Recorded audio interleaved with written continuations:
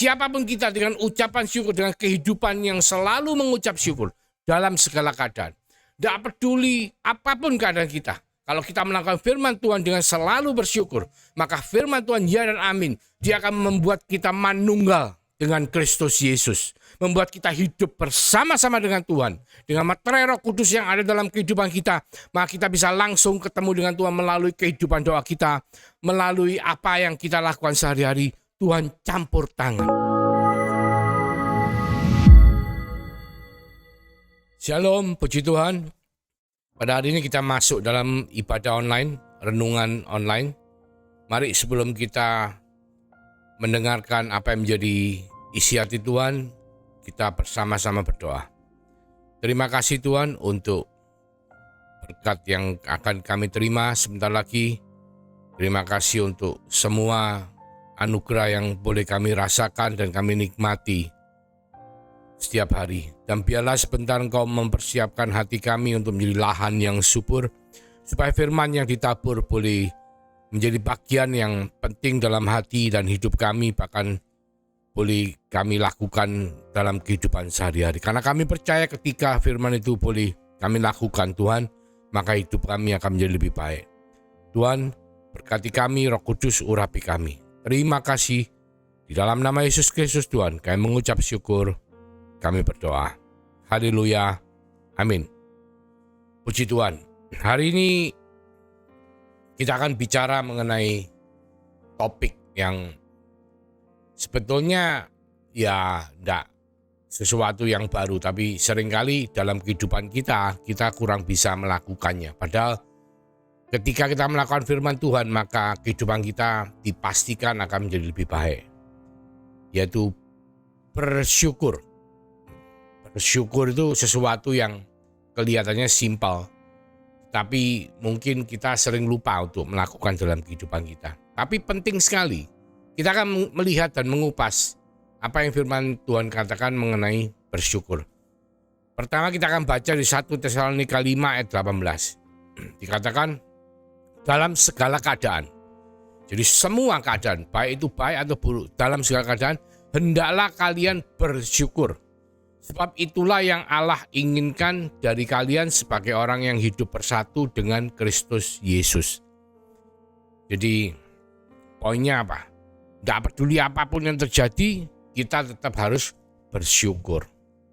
Ya, terus pertama. Kedua, kenapa? Karena itu yang Tuhan inginkan kita semua, supaya hidup kita menjadi bersatu dengan Kristus Yesus lah. Nanti kita akan menemukan apa yang dimaksud dengan bersatu itu. Karena penting sekali untuk kita hidup bersatu, saudaraku. Karena kalau kita tidak menyatu, tidak manunggal dengan Kristus, maka hidup kita akan banyak mengalami mungkin rintangan, pencobaan, godaan, penderitaan, dan lain sebagainya. Nah, ini sebelum kita masuk ke dalam firman Tuhan, saya akan cerita sedikit. Kebetulan saya sekeluarga baru liburan ya di Bali. Memang orang tua saya karena usia mungkin jangan perjalanan jauh untuk naik kendaraan, maka beliau naik pesawat. Nah, kami yang muda-muda ini, ya saya kan belum tua kan, menurut WHO belum 60, belum tua, saya masih muda gitu. Jadi kami naik mobil berlima. Ya tentunya saudara tahu ya, kalau naik kendaraan dari Surabaya ke Bali itu bisa kurang lebih sampai di tujuan 12 jam. Itu pun kalau nggak macet di penyeberangan. Ternyata penyeberangan macet, saudara. Jadi sampai di sana tuh biasanya kalau nggak macet tuh kami jam 10, 11 sudah masuk di hotel ya, atau sekitaran Bali, sudah masuk di sekitaran tempat kami mau tinggal. Tapi kali ini sampai sore, saudaraku. Karena apa? Karena memang penyeberangannya penuh, long weekend, bukan cuma weekend. Mungkin cuti bersama ini membuat seluruh minggu ini menjadi liburan, pas kebetulan dimulainya liburan anak sekolah ya. Jadi macet. Jadi singkat cerita, saya kok pas kepingin nyetir dari Surabaya, saya setir sampai saya oper itu mungkin sekitar jam 10 pagi, mungkin 11 ya, 11 Bali ya. Itu saya oper ke anak saya nyetir. Jadi capek, kondisi capek.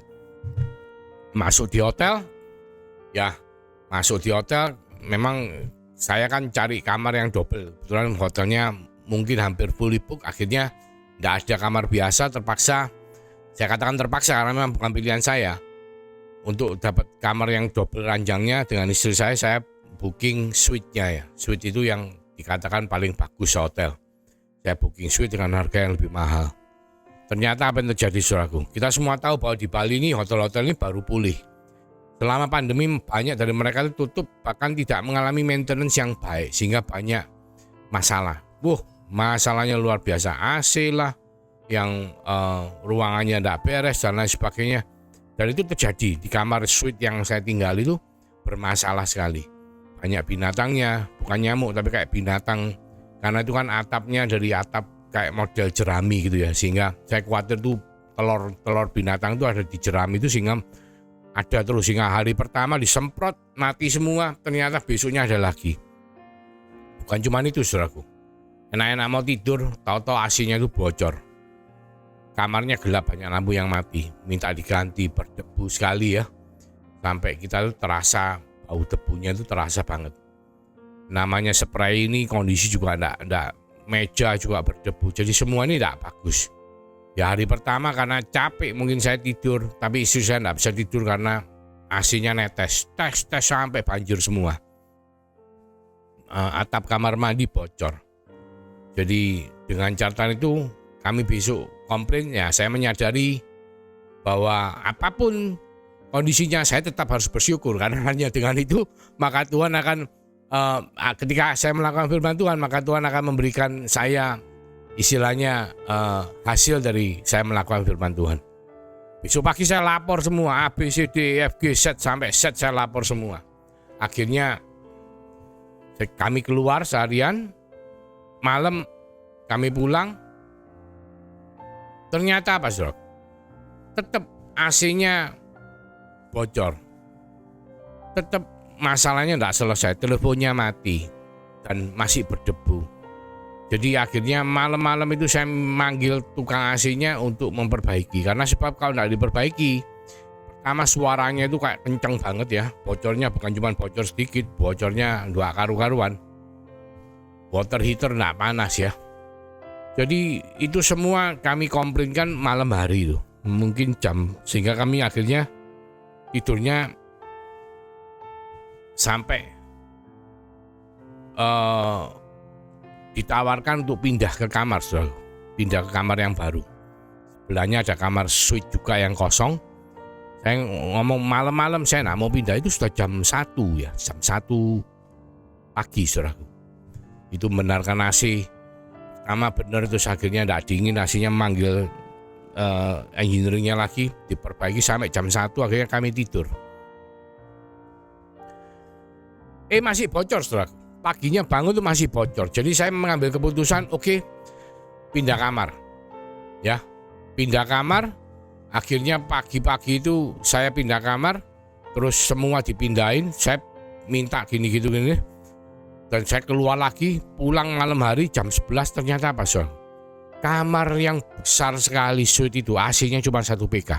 Jadi AC-nya enggak dingin. Ketika saya manggil engineeringnya datang lihat terus tidak kembali, sampai setengah jam saya cari, ternyata engineeringnya mesen titip di resepsi ngomong memang AC-nya tidak bisa lebih dingin lagi karena memang di bawah standar, mestinya itu minimal 2 PK, dikasih cuma 1 PK karena ruangannya betul-betul besar ya, termasuk ruangan sebelah yang nyambung itu, sehingga kalau AC cuma 1 PK pasti tidak mungkin bisa dingin. Waduh, jadi malam-malam itu juga saudaraku, saya minta pindah ke kamar yang biasa. Pokoknya AC dingin saya bisa tidur. Tapi tetap saudaraku, dalam kondisi seperti itu pun tidak enak, marah-marah, kepingin marah gimana. Akhirnya saya berpikir saya mau liburan di sini, saya tidak mau marah. Saya tetap bersyukur, Tuhan terima kasih semuanya. Kami boleh menikmati semua ini. Tidak semua orang bisa nikmati liburan di Bali ya. Kami liburan seminggu saudaraku.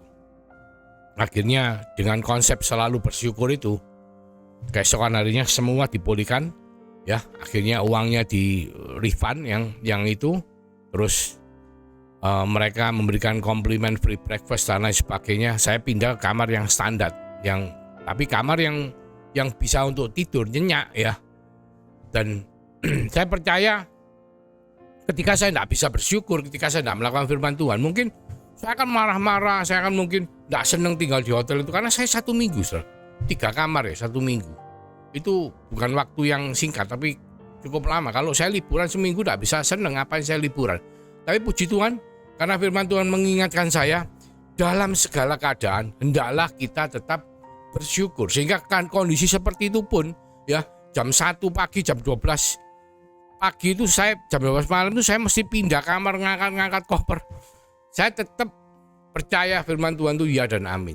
Jika kita melakukan firman Tuhan, segala sesuatunya Tuhan pulihkan pada saatnya. Karena seperti ombak ya, ombak, saudara tahu kalau ombak itu lagi bergelora itu naik ya. Mungkin kalau ombaknya besar kapal itu takut, tapi ombak itu kan tidak selamanya naik. Meskipun tsunami pun yang katanya 30 meter, sampai 30 meter dia akan turun. Nah, pada saat turun itu segala sesuatu akan menjadi baik. Sama seperti pandemi dan segala macam efeknya, mungkin termasuk kesehatan, mungkin termasuk perekonomian, perdagangan ya. Itu mungkin masih ada dampaknya, tapi tidak selamanya akan jelek. Semua akan menjadi baik. Sama seperti Bali. Bali dulu tahun 2021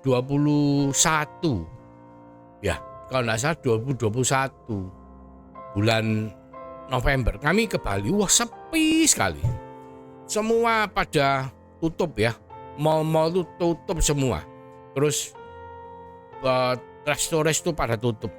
Tapi 2022 tahun lalu bulan Maret kami ke sana sudah hampir separuh lebih sudah mulai beroperasi normal ya. Bahkan sekarang ini kami lihat semua sudah hampir pulih seperti biasa, bahkan cenderung sekarang lebih macet, saudaraku. Karena apa?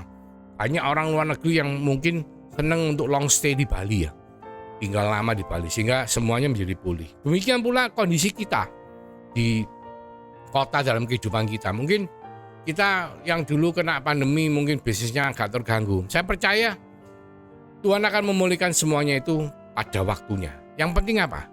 Kita harus tetap selalu bersyukur ya. Penting saudaraku, bersyukur. Apapun yang terjadi, mungkin hari ini bisnis kita belum, mungkin kesehatan kita belum pulih 100%. Kita bersyukur. Karena apa? Karena itu yang dikehendaki Allah. Tetap selalu bersyukur dalam segala keadaan. Jadi camkan baik-baik firman Tuhan ini, karena ini sangat penting sekali. Nah, itu bagian pertama dalam segala keadaan. Saya akan sekarang menjelaskan, kita akan melihat, menggali melalui firman Tuhan bagian kedua. Dikatakan dengan itu maka kita bisa menjadi bersatu di dalam Kristus Yesus. Itu maksudnya apa? Nah, saya akan mengambil satu perikop di Lukas ya, pasal 24 ayat 13 sampai 16. Ini perikopnya bicara on the road to Emmaus ya, perjalanan ke Emmaus. Saudara tahu pada waktu Yesus setelah kuburnya ditemukan kosong pada hari Minggu, semua pada gempar ya, semua pada membicarakan. Nah, ini 2 dari muridnya ini sambil bercakap-cakap mereka tuh berjalan ke arah Emmaus ya. Dikatakan firman Tuhan mengatakan pada hari itu juga 2 orang dari murid-murid Yesus pergi ke sebuah kampung bernama Emmaus yang terletak kira-kira 7 mil. 7 mil itu kurang lebih 10 kilo lebih, 11,2 kilo dari Yerusalem ya. Jadi itu lumayan ya, 11,2 kilo itu kalau speednya 5 kilo yang cukup kencang itu bisa lebih dari 2 jam. Itu mereka ngobrol-ngobrol ya. Dan mereka bercakap-cakap tentang segala sesuatu yang telah terjadi. Kejadian mengenai kematian Tuhan Yesus, penyalipannya ya, terus kuburan kosong dan lain sebagainya. Mereka semua memperbincangkan itu. Kenapa? Karena mereka itu maunya apa? Maunya mengharapkan Yesus itu sebetulnya tidak mati seperti itu, tidak dikuburkan seperti itu, tidak hilang dari kubur. Dan mereka mengharapkan Yesus itu betul-betul menjadi juru selamat bagi bangsa Israel, yang bisa membawa bangsa Israel mengalami kemerdekaan dari Romawi. Itu yang mereka mau. Jadi mereka terus bingung, tidak ngerti, mereka terus membicarakan. Dikatakan ketika mereka sedang bercakap-cakap dan bertukar pikiran, datanglah Yesus sendiri mendekati mereka, lalu berjalan bersama-sama dengan mereka.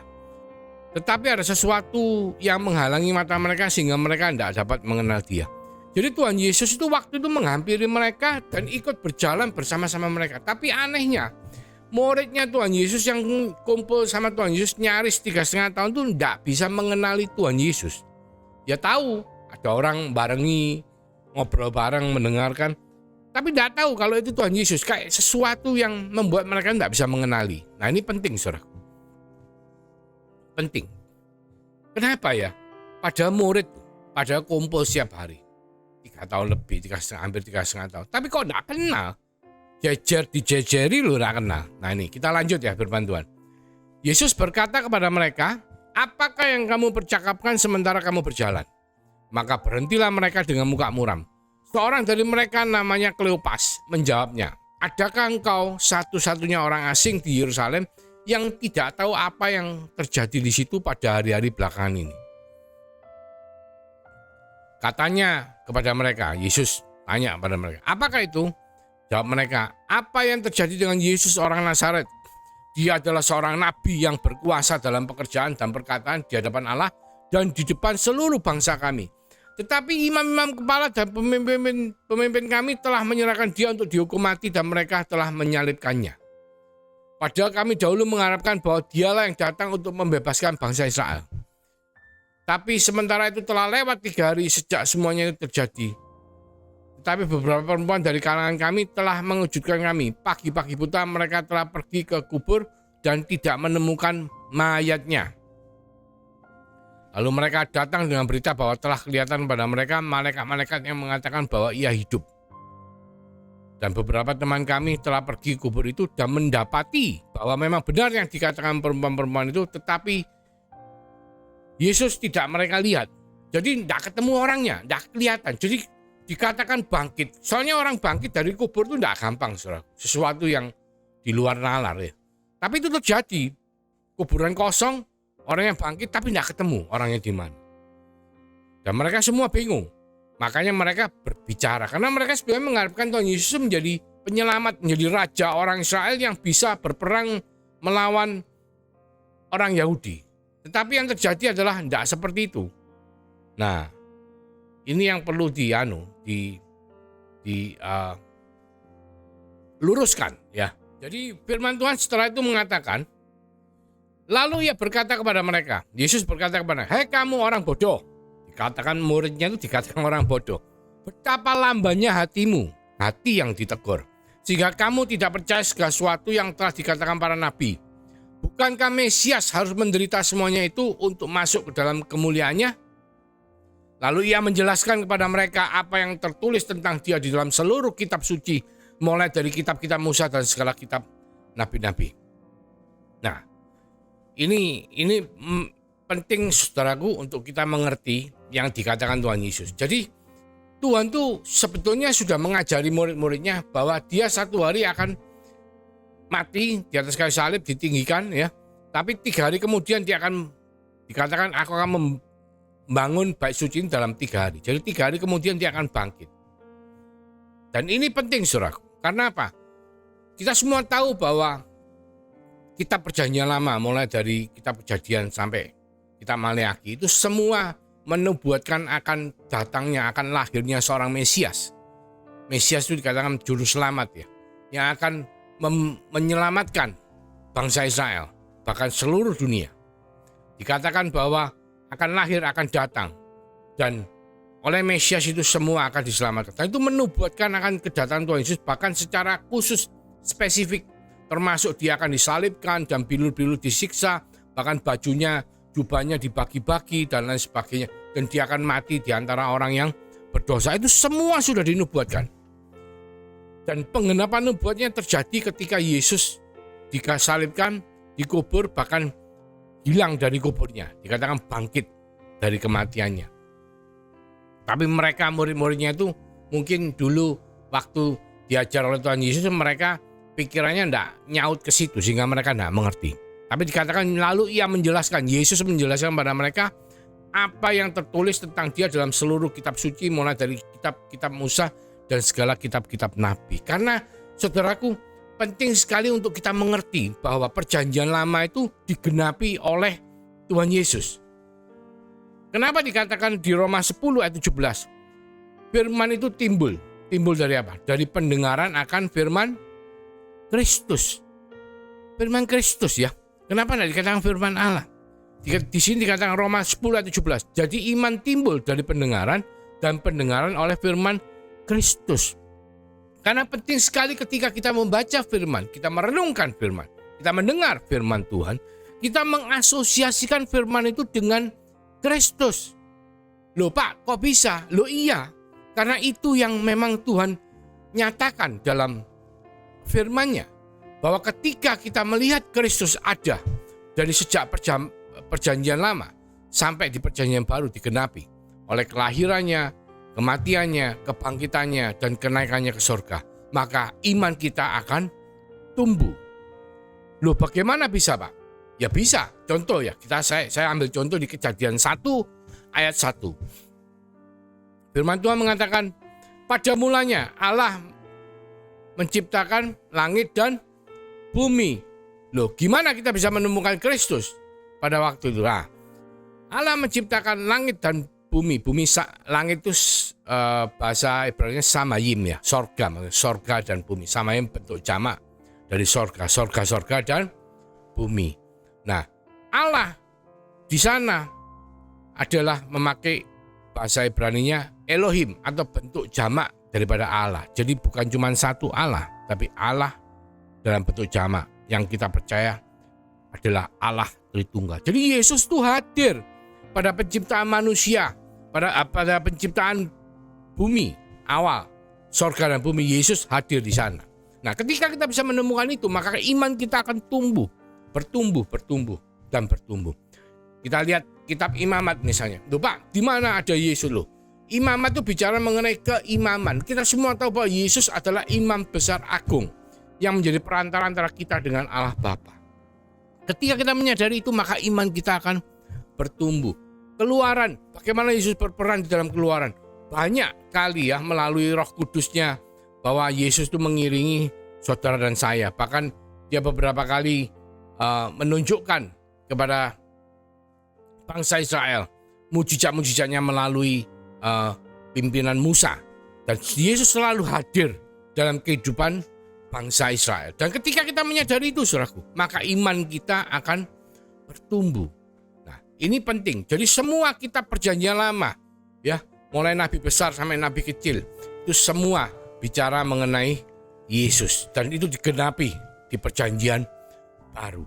Jadi kita harus mengerti itu, saudaraku. Jangan sampai kita terjebak dalam situasi seperti murid-murid Tuhan Yesus, Kleopas dan temannya itu yang akhirnya mereka ketika Yesus menghampiri mereka itu tidak mengenal Yesus. Nah, ini sesuatu yang kita harus belajar, saudara. Jadi penting ya, dikatakan Yesus setelah menjelaskan kepada mereka mendekati kampung yang mereka tuju, lalu ia berbuat seolah-olah hendak meneruskan perjalanannya. Tapi mereka sangat mendesaknya, katanya, tinggallah bersama-sama dengan kami, sebab hari telah menjelang malam dan matahari hampir terbenam. Lalu masuklah ia untuk tinggal bersama-sama dengan mereka. Jadi murid-murid Tuhan Yesus mengajak Tuhan Yesus masuk bersama-sama berkumpul dengan yang lainnya untuk makan bareng. Ayat berikutnya mengatakan, waktu ia duduk makan dengan mereka, ia mengambil roti, mengucap berkat ya.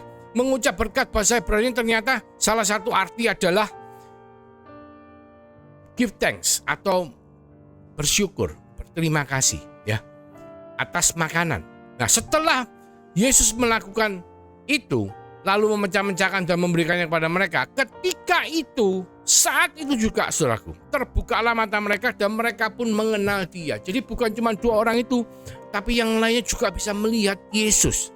Oh, ini kan guruku, ini kan rabiku yang katanya mati terus mayatnya hilang, ini ternyata sekarang lagi di depanku makan bersama-sama. Setelah Yesus mengucap syukur atas berkat, give thanks ya, maka langsung mereka melihat Yesus. Terus katakan, tetapi ia lenyap dari tengah-tengah mereka.